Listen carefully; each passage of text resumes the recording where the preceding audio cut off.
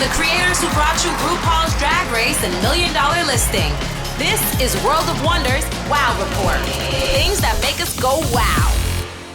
Hello, everyone, and welcome to this week's edition of the Wow Report, where we count down the top 10 things of the week that make us go wow. Wow. Okay. I'm co-founder of the world. I am. Who are you? I'm Fender Bailey, co-founder of World of Wonder, and I'm joined by our Chief Creative Officer, Tom Campbell, and editor of the Wow Report, James St. James. Hello, darling. Hello, how are you? You look fabulous. All right, let's jump into the countdown. Number 10. Number 10. We have lost a lot of celebrity greats this week. It is. We are 2 weeks into the new year, and we've already lost about like 20 people. It's insane. 2022. And I do not blame 2022. Yeah. I do not blame 2022, just to go on record, that people live their lives and they pass away sometimes too soon. I'm going to start with a tribute, a rest in perfection, to Sidney Poitier, who it's amazing because he was so influential, such a breakthrough, really the first Black movie star, right? And you realize that his fame came first in the 50s and 60s when they were just a few years away from when Black people were basically maids and butlers. And he became a suave, versatile, handsome leading man. And everybody has their most favorite movies. He made classics. He won an Oscar for Lilies in the Field. But I really, and I love To Serve with Love. I love Guess Who's Coming to Dinner. But if there is a moment when sort of history and acting and art and activism came together, I would have to say, looking back, it was In the Heat of the Night, a movie with Sidney Poitier, Rod Steiger, Lee Grant is in it. And I don't know if you've seen it recently, but I was watching some clips online, and it's all about a murder in Mississippi and some small town cops, and they're kind of covering it up and, pointing their first finger. And Sidney Poitier, who I think is even suspected of it, is the city FBI agent who happens to be in Mississippi. And they're like, so why don't you stay there and work with the local law enforcement, which are a bunch of rednecks, who are racist, and work with them. And so he does. And in uncovering the small town corruption, he is also confronted at every step. At one point, the cops are like, well, and they use the N-word, which I will not say, but what do they call you up north, N-word? He goes, they call me Mr. Tibbs, which is one of the best lines ever in being defiant and fighting back. And they actually made a sequel to The End of the Night called, and they call me Mr. Tibbs. But then there's this awesome, awesome scene where they go to the rich man in the town to investigate him with the police there, his unlikely partner, Rod Steiger, who has to deal with, confront his own racism. And the richest guy in town just says the rudest things to Sidney Poitier and then slaps him. And he does this in his fancy greenhouse, orchid greenhouse, with his Black butler there holding this, an old decrepit Black butler who's probably been in the family for years. And Sidney Poitier, without missing a beat, slaps him back. And it's so shocking to see. And the guy holds his face. He's like, and he says to the police officer, you see what he did? He goes, yes. He goes, well, what are you going to do about it? He goes, I don't know. And then he goes, and there were in 1960, whatever year it was, there were gasps in the theater when that happened. And there were Southern theaters that refused to show the movie. It was a big slap deal. Road around the world. And it kind of was this delineation moment in history when it went from kind of Motown to James Brown, from Martin Luther King pacifism to Black Panthers and taking control. And if there was ever a moment in the movies that defined that moment, it was that slap. And the end of that scene, it's a very quick scene. Sidney Poitier pulls himself together and leaves. And it just leaves the old, rich, awful, racist man and his look and his decrepit Black butler looking at him like no words are said, just he says to him after he slaps him back, he goes, I used to be able to kill people like you. And then Sidney Poitier walks out, and the butler's just like, I can't believe it. Anyway, there's so much more to talk about with Sidney Poitier. And everyone has their favorite moments. I don't know if you guys do. What's amazing to me, he also went into directing. He directed Richard Pryor and Gene Wilder later. It's like the last 30 years, he's been around. I've seen him on Oprah and at important events, but he sort of did move back from public life. But what a contribution he made in his life. And thank you, and rest in perfection, Sidney Poitier. Awesome. James, number 9. Number 9. Number 9, I watched The Lost Daughter, Maggie Gyllenhaal's directorial debut starring Olivia Colman in a tour de force performance. She is just wow. Did either of you seen this yet? No. And okay. You need to set aside 2 hours and watch it. It is a slow burn, but it is worth it. She plays this professor who is on holiday by herself on a Greek island. And she brings with her a bunch of luggage full of books that she wants to find a secluded beach and just read. And that's her goal. And she finds this beach and she's just so contented, so happy. And all of a sudden, this family of New Yorkers arrives. And there's like 15 of them, and there's teenagers, and they're screaming and shouting and yelling at each other. And they just disrupt her completely. And she hates them. She loathes them. And there's this really tense standoff where they ask her to move her umbrella so they can all be together. And she says, no, I'm very happy where I am. And it sets up this dynamic that the family hates her. But she's sort of obsessed with the mother. There's this young mother played by Dakota Johnson, who is so gorgeous. I had no idea she was as beautiful as she is. And she was from 50 Shades of Grey. And she can act. Like, who knew she could act? She's the mother of this young daughter. And Olivia becomes sort of obsessed with Dakota. And you don't know where it's going because it's all over the map. And it zigs when you think it's going to zag. And the whole plot of A Lost Daughter is a MacGuffin or a red herring. I never know which one is which. I can never remember. I think it's a MacGuffin. I'll take both. I'll order both with a side of fries. The MacGuffin is when you think that it's one thing and then it turns out not to matter at all. Is that true?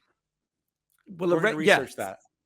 I thought it was a device. I'll look up MacGuffin while you're talking. I thought it was a device. It's a cinematic device that, like Hitchcock did in Psycho, where you think that it's about the stolen money, but it's not, right? So you think this is about a lost daughter, but it has very little to do with a lost daughter. Olivia it's just about Olivia Colman being weird and unlikable and creepy and crazy. And you don't really know what's going on, but you are just pulled into this story and these weird people, and everyone's being awful to everyone. And Olivia is definitely going to be nominated. There's just no doubt about it. She should win, although it sort of looks like Nicole has the edge at this point. Nicole is the one to beat. But anyway, so like I said, you just need to take 2 hours and watch this movie. It's on Netflix. It's Olivia Colman is just, I mean, she's a force of nature, and you just need to see it. Olivia Colman is amazing. Yes. The MacGuffin idea is you think it's important, but it turns out not to be. But but it sounds like, are you burying the headline in the sense that is there a sort of big reveal or a big twist or something? No, you keep, like I said, you keep waiting for all these big reveals. You keep thinking that maybe like Olivia's daughter died or something, but it never really comes to fruition. And there is a plot point where there is a missing girl. Dakota's daughter is missing, but it's 10 minutes and then it's over. But that does sort of set you on the track for what happens next. I heard that this I read something that I think this is thematically, and it won't be a spoiler, but it's about bad mothering. It's about women that don't have the capacity to love. Yes. Is there something like that? Like I said, when she loses the daughter, it sets up this flashback with Olivia and her 2 daughters when she was in her 20s, and how she just grew to loathe her 2 little girls. And so she was sort of a bad mother, and that's sort of not. Did you know Dakota Johnson is Don Johnson and Melanie Griffith's daughter, right? And Tippi Hedren's granddaughter, yes. And she now is in love with and lives with Chris Martin, who's from the Coldplay, who is Gwyneth Paltrow's with Gwyneth Paltrow. Well, like I said, you can't take your eyes off of her. She's just absolutely, I've never seen her so stunning. She's just absolutely beautiful and so compelling too. It's these 2 women, and they have this sort of tense, obsessive relationship that just gets weirder and weirder and weirder. That is The Lost Daughter, streaming on Netflix. Number 8. Number 8. I don't know about you, but what is your favorite thing to look at on Instagram? We did this last week where I talk about old cheap houses and Victorian houses and the British royal jewels are my 2 favorite things now. Thirst traps and thongs. Thirst traps for sure. Exactly. That's what I wanted. That's the answer I wanted. Sorry. Blake cut out my whole British royal jewels. I have a new thirst trap obsession, which isn't naked people. It is this giant. It's actually. I don't know where, the 2 things on Instagram, pictures of elephants. I subscribed in some sort of ambient moment to an elephant thing. And so I'm always getting pictures of, and they are adorable. I am obsessed with elephants, but I'm not going to talk about elephants. The other thing is space. I've become obsessed with looking at pictures of outer space and planets and galaxies and just the whole mind-bending thing, which leads me to number 8, which is on Christmas Day, I didn't know about this. On Christmas Day, they launched a new telescope into space. Now, until this point, the most powerful telescope was the Hubble telescope. And you may remember, I think it went up when did the Hubble telescope go up? But when they first launched it, it was, there was a problem with the lenses and the mirrors, and it was just very problematic. They fixed it, and it's been amazing, and it's now done. This new telescope, which is going to be in outer space, it's going to sit somewhere between the Earth and the sun. I think it's like 1 million miles away from Earth. And it's just within the gravitational pull, so it can stay in the same place. And the reason it's got to be there is it's going to be super, super cold. It has to be so cold that it can see the infrared light. And if the machine itself is a little bit hot, everything's going to be fucked up. And because you're in outer space and you're so much more near to the sun, that's a problem. So they have this amazing shield. There's like 5 layers, and each layer of this material is the thickness of a human hair. I'm telling the story all backwards, but they launched a satellite, this telescope, and obviously it has to unfold. I mean, it's a massive thing. It's a huge mirror. And of course, you can't just put a big mirror on a spaceship, you know. They had to break it up into little hexagonals. So the whole thing had to launch in space and then gradually unfold. The heat shield. And they say that it is a combination between a bloomin' onion from or origami. It's very much like origami, the way that it's like an origami swan that is. It is a thing of great beauty. It looks kind of like a sort of mechanical flower of some sort. Yes. But the magic, I'm even bearing the lead. You see them, I guess I never really realized this, but telescopes actually are ways to look back in time because they can see further.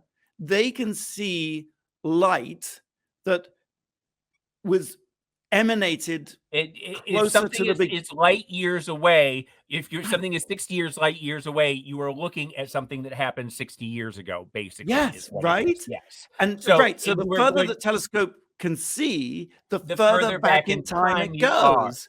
Which is why, hold on, which is why if aliens are watching us, they are seeing prehistoric dinosaurs. If they're watching us, unless they figured out some way to, maybe they found out some light accelerator device so that they're not. Yes, but so the idea of all this, I'm going to hurry you along here. The idea is that we are going to be able to see the Great Bang or the Big Bang, and we are going to see the dawn of the universe unfolding. Thank you so much, because I totally need you in my corner here. The Hubble telescope could take us 400 million years back. This telescope will take us another to, I think, 250 million years after the Big Bang. And the reason that's important is the Big Bang happened and there were no stars for the first 100 million years. And then the stars started forming. I don't know why. Don't ask me. We don't know. But this telescope is going to get us so close, within 100 million years or so, of the very beginning of the cosmos and stars and things. Well, Tom knows because he was there at the Big Bang. It's true. You want to see my Big Bang, guys? Hey. And it's an amazing thing. It's called the James Webb Telescope. Just silly things like they started developing this in 1996. you know, and they finished building it in 2016. It takes a long time to get this shit together. They had to invent all sorts of new technologies. And in fact, even with what they launched, there was something like 344 single points of failure, meaning that if any one of those things went wrong, the whole $10 billion telescope was useless.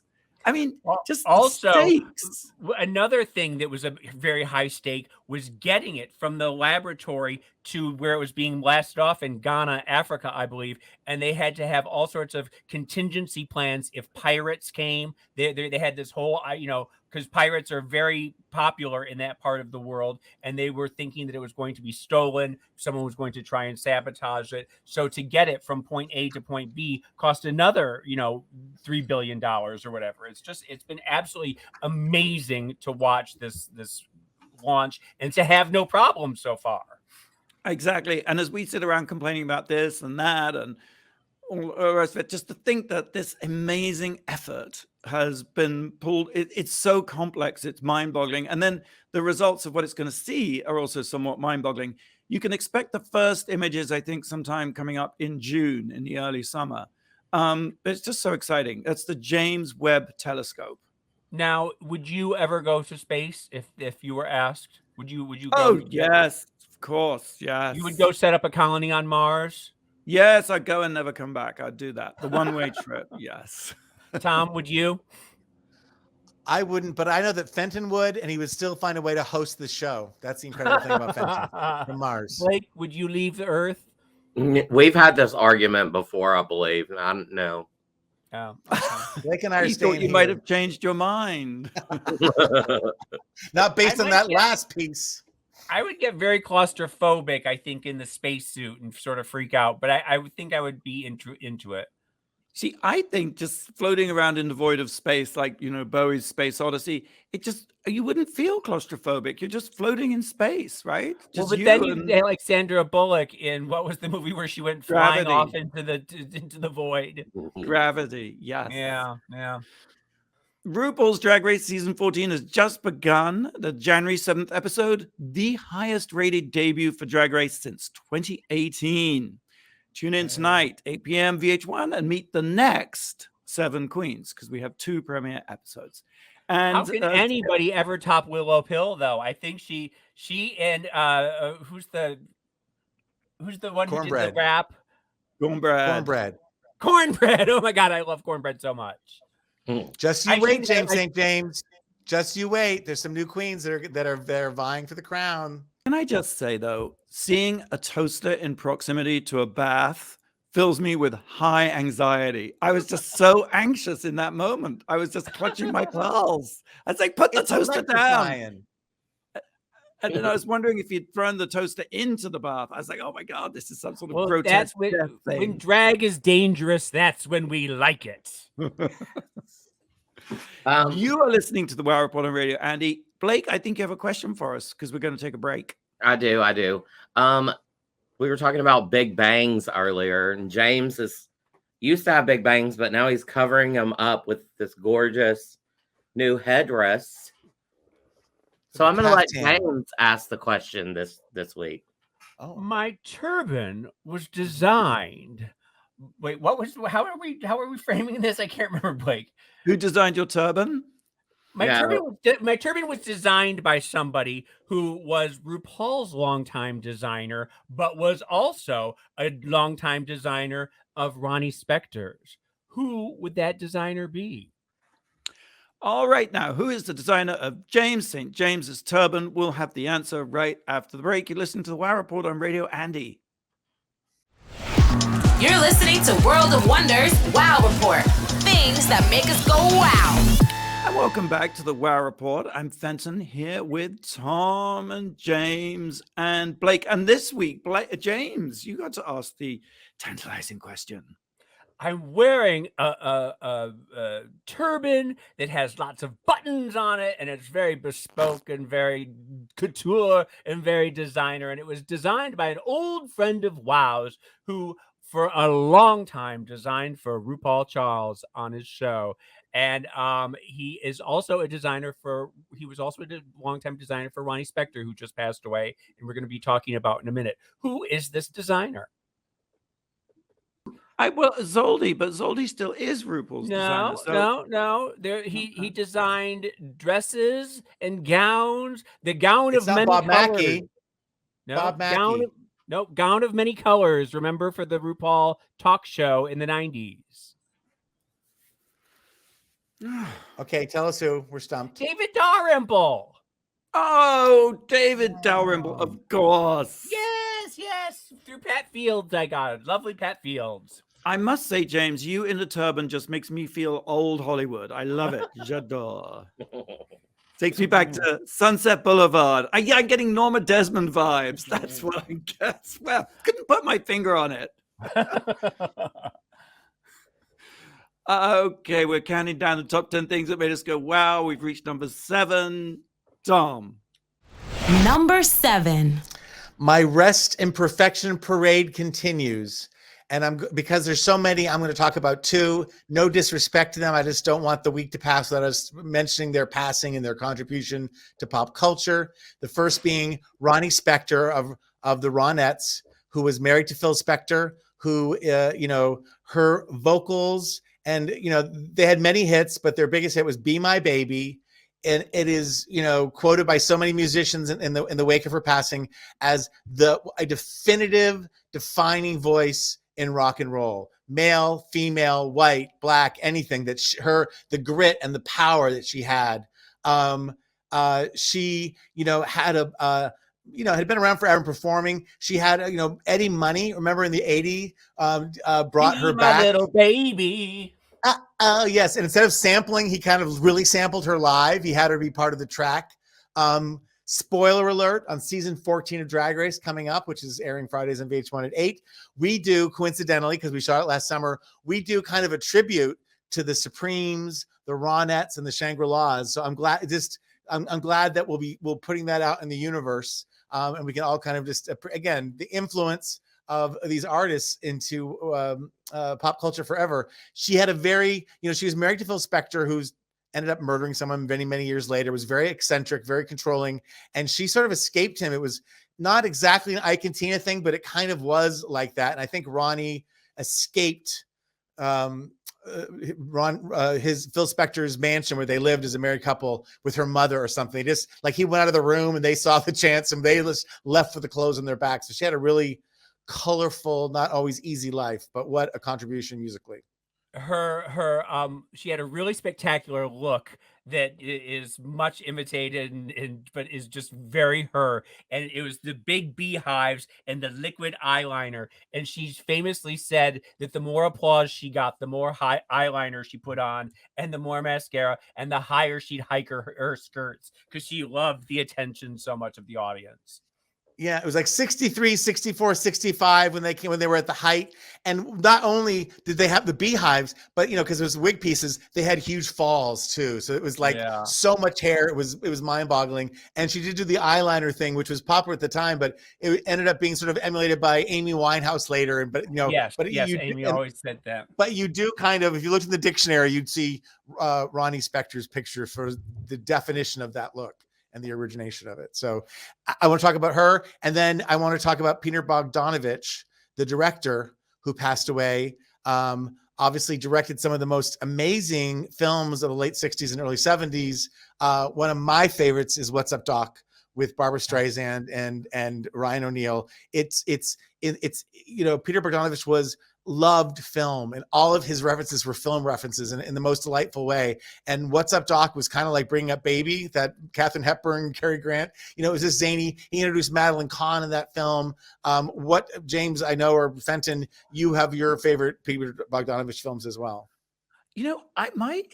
He's just such a bizarre presence to me in my mind. Like I think of him in the same breath as Gore Vidal, as sort of one of these sort of Hollywood figures who's slightly mysterious, like belongs to a period, who was omnipresent. He just seemed to be always in the right place at the right time. And he had that very famous interview with Orson Welles that sort of lives on, that you should look for. I know you interviewed it a number of times, Fenton. And I remember when we were at the house. Whose house was it? Brett Ratner's house. We were at Brett Ratner's house for a screening, and he was living in the pool house. He was sort of down on his luck, and we saw him just sitting by the pool. I just want to say very quickly that The Last Picture Show is one of the most haunting and beautiful movies of all time, and Cloris Leachman's performance in it makes me cry. And it introduced Sybil Shepherd, and Jeff Bridges is so handsome in it, so beautiful. And of course, Paper Moon with Tatum O'Neal and Ryan O'Neal, and that's just spectacular. I mean, there's also Turner Classic Movies did a one of their famous podcast series, also with Peter Bogdanovich that you can listen to on YouTube or wherever you listen to podcasts. And he, again, there is not a greater, in addition to being a filmmaker and a contributor to Hollywood, there's no one who is a greater fan or student of film in Hollywood. Yeah, they don't make them like that anymore. That's true. All right, moving on. Number 6, James. Number 6. Hold on, I'm having cramps. Oh my god. Hold on, I'm trying to put my slippers back on. Oh my god. Okay. Anyway, you have slippers on with that. With that I turban. do. I have a little With that house dress. turban. I have a house dress and slippers going on. Are you ready for your close-up, James? I went to the theater. I went to go see Nightmare Alley the other day, which is Guillermo del Toro's 40s era noir circus thriller that stars Bradley Cooper, Rooney Mara, Cate Blanchett, and Toni Collette. And he is a sort of a slippery, sleazy circus guy who develops a mentalist act with Toni Collette to sort of bilk the 40s era circus goers. And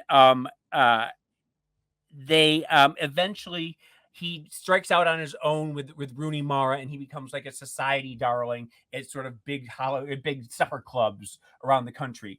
And that's when he ends up meeting Cate Blanchett, who is a noir dame, hard as nails, and she's a psychologist who has the idea to grift some of her rich clients, and she needs Bradley to do it with this mentalist act, right?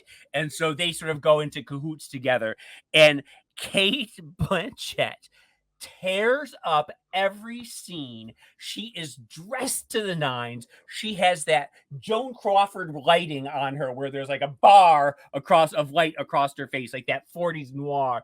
She slinks around this office, this Art Deco office. And if you go to the movies to see this is the only reason you're going, is to see Cate Blanchett's Art Deco office. It is Fenton. It is the most spectacular thing you have ever seen. Do you know what I'm talking about? Have you seen it? No, I haven't, but I'm going to see it right after this. Number 1. Number 2, it's not just the Art Deco office. Cate Blanchett is the campest. She's just the campest. Well, that's what I'm saying. She's so been good at nominated for a being- bunch of things, but she just chews the scenery. Yes. I mean, literally, you laugh at every line delivery of hers because she thinks that she's somewhere between Joan Crawford and Bette Davis, and she's just smoking, and she's just she is just absolutely spectacular. I do have to say too that there is a scene where Bradley Cooper is in the bathtub, and you see his Mini Cooper. You see the twig in berries and bush. I heard about this. And doesn't Toni Collette stick her finger in his butt? Toni Collette gives them a little handy J and sticks the finger up there, and he's like, "What is going on?" It is This recap reminds me like the Christian Journal. It's like we're letting people know ahead of time about the content. So if you're not into fingers and butts or seeing people's penises, now you know. Now you know for your kids. I do want to say that it is in Fenton. You will go absolutely bananas over this. Watch it on a big screen if you can. The bigger the screen, the better, because the cinematography is just spectacular. The hair and makeup should be best Oscar. Let's see what else. The best costumes. I mean, there's so much going on in it. Every frame is just chock full of just beauty. Oh, well, please remind me what's the title? It's Nightmare Alley. And it's only in theaters now, right? Guillermo del Toro is the man behind it. Can't wait to see it. Okay. Moving on, number 5. Number 5. A podcast moment. Going to talk about Harsh Reality. That's the name of the podcast. Harsh Reality, There's Something About Miriam. Now, I don't know if you know this story. This is the new podcast from Wondery, who makes some of the best podcasts out there. It's a 6-parter, and it tells the story of the show, which was called There's Something About Miriam, that was made in 2004. So it's like almost 20 years ago now. And it's a dating show. It's a competition elimination dating show. And Miriam is the woman that everybody is wooing, that the hot, horny young bachelors are wooing. It's very like most reality shows. You know, it's set in a luxurious tropical island location, gorgeous weather, beautiful villa, what have you. But there's something about Miriam. And spoiler alert, but not really. The something about Miriam is that she is trans. And that she was a pre-op trans. And the way this show worked was that everybody on the crew knew it. Obviously, Miriam knew it, but no one in the dating competition show knew it. And so they went through the whole competition, and then Miriam picks who she wants to be with, and then Miriam reveals that she is trans. Not something that you could probably do today. And probably not something they should have even done then, which I guess informs the title Harsh Reality. And it's a fascinating podcast because it deconstructs. They talk to all the people who participated in the show. Did they talk to Miriam? Well, unfortunately, Miriam, after the show, Miriam was part of the House of Extravaganza. Oh. And she went back to the States, and drugs and sex work, fell out of a window, badly injured, recovered, and then killed herself. And it's what is so upsetting about the podcast is it doesn't really get to grips with that story, like what happened. And also I have to say, I don't feel we ever really get to grips with Miriam or really understand her. And so even though this is a fascinating, complicated story to tell, I don't feel the podcast really works, even though they have the commissioning editor at Sky who commissioned it. And unfortunately, I know every single person involved in this. I know the people at Brighter Pictures, Gavin and Remy. They were sort of rivals of ours back in the day. Gavin and Remy were a couple, and they owned the production company, and then they split up. And Gavin became a porn star called Trojan Rock. James, I love it. Come across him. And then Remy became a life coach. Remy is conspicuously absent from this because I think it was his idea, but I think he wisely decided not to be interviewed for it. Well, wait, can I ask you a question though? When it's revealed, was there like animosity towards or hostility towards Miriam? Was that sort of the catch right there? Did the guy still go with her? What was the outcome when it was revealed? Absolutely. The outcome was that a couple of them during the course of shooting had figured it out, and that what should have been a very the sort of precipice moment anticipated by the producers turned out to go slightly awry because a lot of people were laughing, but then also very sort of tragically and awkwardly, it turned really dark and nasty, and there was a sort of riot. So even though the guy accepted it in the moment, he then after accepting that, then suddenly people were like, hang on a second, I've just been made a complete, fool of. And I think the difficulty in telling this story is threefold. One, I really think Miriam needs more respect and more attention than she gets in the podcast, definitely. or to her, because she's victimized in it. Even though she knew the whole stakes and everything, I still think she was somewhat victimized. Then the contestants were also victimized. And in that moment, they became incredibly angry. And they rioted, and they trashed the villa, and then they trashed the hotel. And then he didn't take the money, with £10,000 prize money. He didn't take the vacation and with her. In the end, they all sued Sky. Now, Sky, of course, is owned by Rupert Murdoch. It's part of News Corp. And they actually won, I think, a pretty hefty settlement because the show wasn't aired until after that settlement. And that's the other frustrating thing about podcasts. There's so many things you want to know. It raises so many questions and it doesn't really answer any of them. You want to know what the guys got out of it. You want to know what happened to Miriam after it. The implication seems to be that this reality show ruined everyone's life, but it kind of doesn't really deliver on that, So it's interesting. It's worth checking out, I think. Now, I can't remember. Trace Lysette, was she the host or was she correct. one of the producers? Yes. She's sort of the voice front and center of it. And it's a co-production between Wondery and Trans/Media. Yeah, because Trace Lysette is a fascinating woman. She's an icon of the community, and we love her. Yeah, it sort of suffers from a lack of a point of view. I mean, it still feels a very raw and tender thing. Shocking to think that it was 20 years ago. Yeah, that's crazy. And then sort of Cruelty TV has just sort of blossomed from there, and that sort of seems to be the norm now. Well, right, I suppose, yeah. Tom, that seems like it's sort of like the beginning of Cruelty TV. Well, I think there was those cruels. Joe Millionaire's back, but I think actually reality TV, there was a early period of it where people were trying to do things that were interesting and sociological, and oftentimes were backfired. And I think, if anything, people are either A, more aware of what they're getting into, and B, I think there's less dastardly turns. I'd like to think so. What was the one where they gave plastic surgery to everybody? What was that? The Swan. Yeah. That was an interesting era. Well, but if the Swan was on today, I would go for it. I wouldn't mind getting some free. Well, we know you would be a contestant. We know you would be front in line. Blake, do you have a question for us? I do. Is today, January 14th, is it National Dress Up Your Pet Day, Take a Missionary to Lunch Day, Feast of the Ass Day, or Cesarean Section Day? Right. Thank you, Blake. That's a fascinating question. We'll have the answer after the break. You're listening to Wow Report on Radio Andy. You're listening to World of Wonders Wow Report. Things that make us go wow.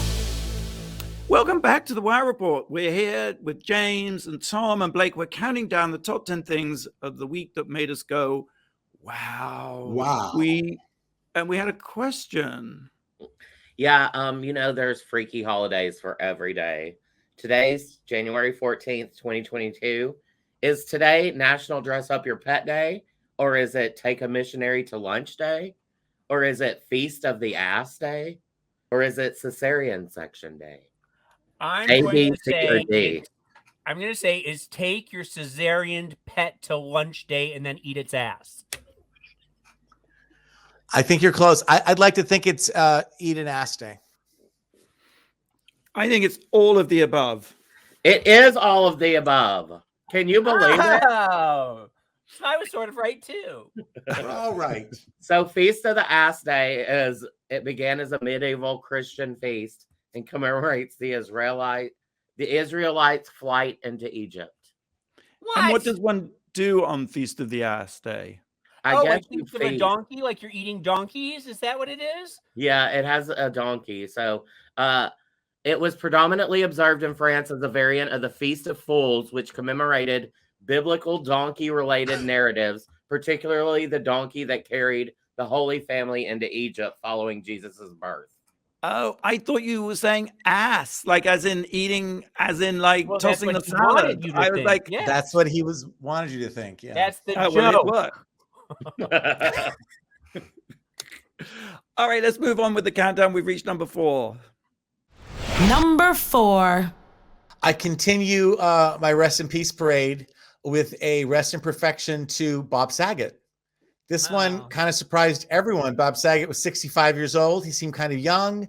He had just gone on the road in Florida and was doing a stand-up, comedy tour. He had just finished a concert. He tweeted out that he loved every minute of it. Couldn't leave. It was 2 hours. He went back to his room, and according to the coroner, he was found the next day by the cleaning crew.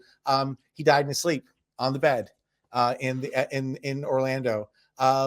And, Bob Saget's one of those people who had many lives. Obviously Full House comes to, in Fuller House, and that was kind of a dumb show. And he played kind of a sappy dad character, although he was America's dad for that right generation. But he was beloved by a certain generation of millennials. Absolutely. Yes.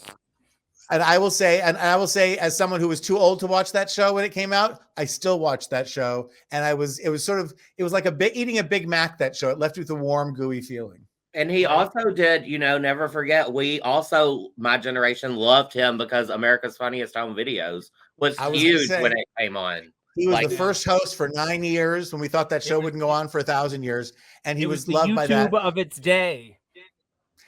And there's 2 pieces of tape to watch if you haven't seen them already that sort of sums it up. One is he was loved by his friends and loved by comedians. So if you don't think Bob Saget was hilarious, you're wrong, because he was loved by the community. Jimmy Kimmel did a pre-tape before he let the audience in, where he just did a lovely tribute to him. And it's as moving just to see Jimmy try to get through it. I guess he tried to record it several times and kept breaking down and crying, and how much, I guess Bob Saget was one of those guys who would tell you he loved you. He would check in with you. He really cared. He was a really sweet friend. And people say he was the funniest person in the room. Like if you went to a party and he was there, you crossed the room and you spent as much time with him as you could, because he was just genuinely funny. And the other piece of tape to watch, there was a documentary called The Aristocrats. Do you remember that? Yeah. It was about the telling of a joke. It's the dirtiest joke ever told. And it's basically a device to tell the dirtiest story you possibly can and end it. And Bob Saget with that beauty, that punum, was that what it's called? That little boy face and his sweetness tells the most disgusting, raunchy version of The Aristocrats known on earth. And there's been weird think pieces like, was he America's dad or this dirty guy? It's like, he was all those things, and and he everyone loved him. And it's, as I get up there at my age, 65 seems real young. And he leaves behind his children, his second wife, I guess maybe his first wife too. But anyway, it's just a sad day. It was amazing to see the outpouring of love on social media. I mean, people just there was not a person in Hollywood who did not just think he was absolutely just the best. Yeah. So rest in perfection, Bob Saget. It's so sad. It's like, will everybody please just stop dying? It is like an extraordinary. You know what they call in medical terms? They call the people who've died of COVID. They call it harvesting, which I find really creepy. But that's a medical term they use. Maybe it's just in the UK. They talk about people having been harvested, just as a random detail. Number 3. Number 3. Number 3, I watched Nightmare Alley. And no, I'm not having a stroke. I watched the 1947 version of Nightmare Alley on Turner Classic Movies. And I had no idea when I went to go see the other one that it was actually a remake. The Guillermo del Toro version is a remake with Bradley, the Bradley Cooper. And this has Tyrone Power in the Bradley Cooper role. Who you love. Yeah. Well, we'll talk about Tyrone Power in just a second. And Joan Blondell was in the Toni Collette role. And Joan Blondell was sort of a wonderful comedian in the 1930s and 40s. It is scene for scene the same movie. The dialogue is almost scene for scene the same. There's a few minor changes, and it has a happy ending, which the other one doesn't have, but they made them have a happy ending because it was 1947. Tyrone Power says that it was his favorite movie ever because he had just come back from the war and he wanted to take his career in a darker direction and do noir. And he was tired of being a matinee idol. He was tired of the fluff that he was given, and he had to battle to get this movie made, but he did it. And it is a testament to his acting ability because not many people think of him as an actor. Yes. I just have to go on record that my mother, Mary Campbell, a saint on earth and now in heaven, loved Tyrone Power. I think she would have done bad things for Tyrone Power. I think we all would have, because Tyrone Power, and I just want to put this out there, that Tyrone Power in his 20s, in the 1930s, was the most beautiful man ever to grace the silver screen. He is up there with Brando and Valentino and Errol Flynn and Zac Efron. I mean, he is the most beautiful boy ever. I just want to say, my mother did not lust after men like as a habit. She really mentioned it. Tyrone Power, Paul Newman. That's it. Yeah, up there. Yeah, up there with Paul Newman. And in movies like Marie Antoinette, The Mask of Zorro, Black Rose, he was in Blood and Sand, where he was a matador, and he just filled out that matador outfit like nobody else. He was really, really beautiful. But then something interesting happened. In the 1940s, he started to lose his looks. He smoked 5 packs of cigarettes a day. He was a hard drinker. And by the time he makes this movie, he's a handsome man, but he's not gasp worthy like he used to be. And by the time he makes his last movie, The Witness for the Prosecution with Marlene Dietrich, you won't recognize him. He's just an average looking man. And then he was on the set of a movie and he had a heart attack at age 44 and dropped dead on the set because he'd just been living so hard, and it destroyed his looks. It's just fascinating to watch how, I mean, if you Google young Tyrone Power, I mean, literally your heart stops. And then you see these other pictures and you're like, it's not even the same guy. He was bisexual, and he had affairs with Errol Flynn. They say he had a big affair with Errol Flynn. He had an affair with young Judy Garland they say he was responsible for her first nervous breakdown. Because when he left her, he got Lana Turner pregnant, and the studio forced her to have an abortion. But the love of his life was Cesar Romero, Fenton, the Joker from the Batman TV series. That they were together for decades. Cesar Romero went on Howard Stern in the 90s and said the great love of my life was always Tyrone Power, and he was my everything. That's a scandal. That's amazing. I love that. Yeah. I love it. But he's fascinating to watch, and he's really good in this. And like I said, if you go see the Guillermo del Toro, try and check it out on Turner Classic Movies, because it's an interesting compare and contrast. Nightmare Alley, 1947. That's streaming on the Criterion Collection. All right, number two. I just mentioned a little bit earlier that, the medical term for dying of COVID is harvesting. They talk about people who've been harvested, which I just think is so grim reaperish and creepy. But this informs my next item, which is Arrest in Power, Igor and Grichka Bogdanoff. James, I'm sure you know who they are. Yes, twins. Yes, the French presenters. Yes, with the plastic surgery nightmares. Yes. It turned out that they were anti-vaxxers, and they both contracted COVID and died within a few days of each other. Just before Christmas, or was it just after Christmas? Let's see. One died. Yes, they both contracted. They were both anti-vaxxers, and they both contracted COVID and died within a few days of each other after Christmas. I was sort of only aware of them from the pictures because they'd had vast amounts of plastic surgery, and I think I'm not being judgy at all. I just felt their choices were very unusual choices in terms of what they did to their faces. They got big chins, yes, and big lips, and big cheeks, and they ended up looking like the guy from Mask. Yes, I mean, and they said that they both said they were very proud of having faces like extraterrestrials, not extraterrestrials like we normally associate the Greys, with the sort of no nose and tiny eyes, and no, this is a very sort of sculptural face. Like they look like Easter Island statues. I was going to say they do look like Easter Island statues, but they were very handsome early on. They were hot. Yeah. Well, I think they are the future, because I've been watching as we've been locked in this hotel room. I've gotten sucked back into the Kardashians. I know, like you go in, it's like watching General Hospital. It's like I'm right back in. But I have to say, and I love the Kardashians, this is not a diss, but what they have done to their faces, all of them, to sort of look a certain way, maybe it's more palatable, but why? They're just an extreme version, the twins, of just doing reshaping your identity entirely. Well, it's interesting you say that, because I remember, like with Amanda Lepore, that in 1990, people thought that she was the most outrageous thing that anyone had ever seen. And then here we are, 30 years later, and everybody looks like Amanda Lepore, the Kardashians, Lisa Rinna. They all have these faces that have become the standard.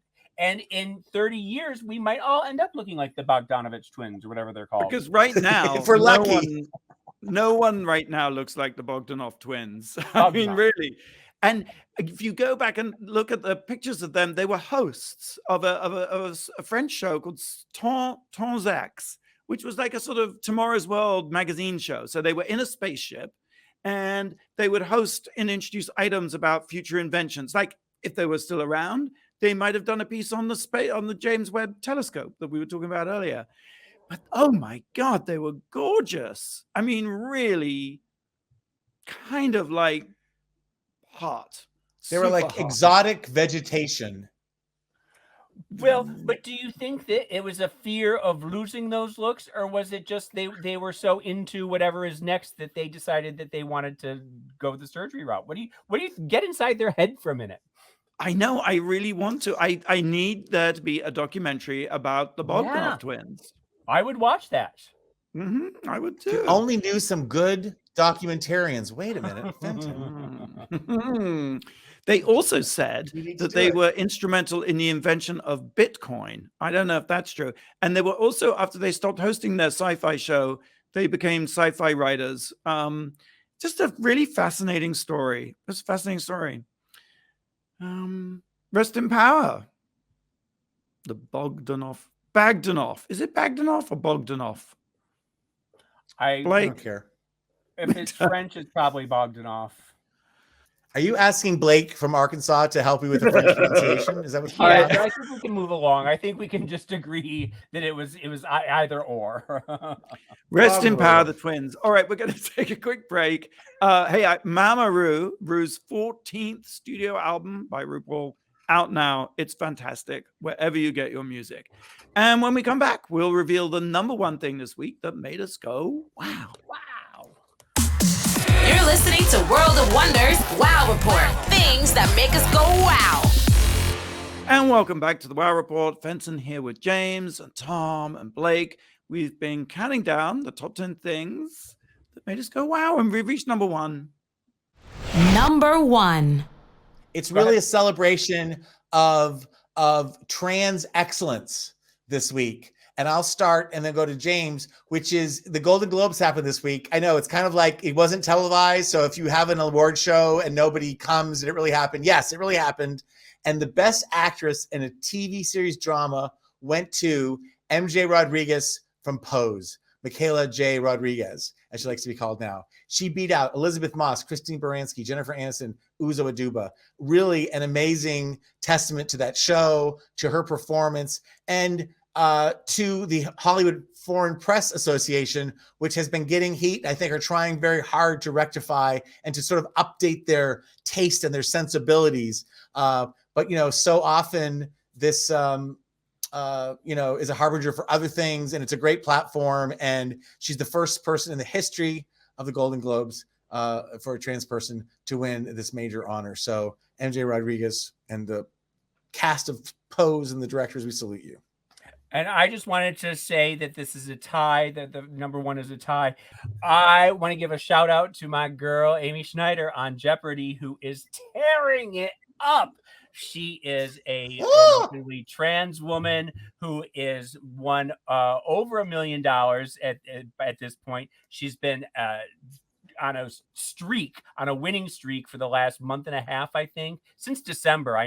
Since the beginning of December, and she is unstoppable. And to watch her play the game is to see a master at work, because there are entire episodes where nobody else even gets to click in because she is just going so fast. And I'm about like 2 weeks behind. I'm about like where Christmas, because we like to save Jeopardy and watch several of them while we're cooking.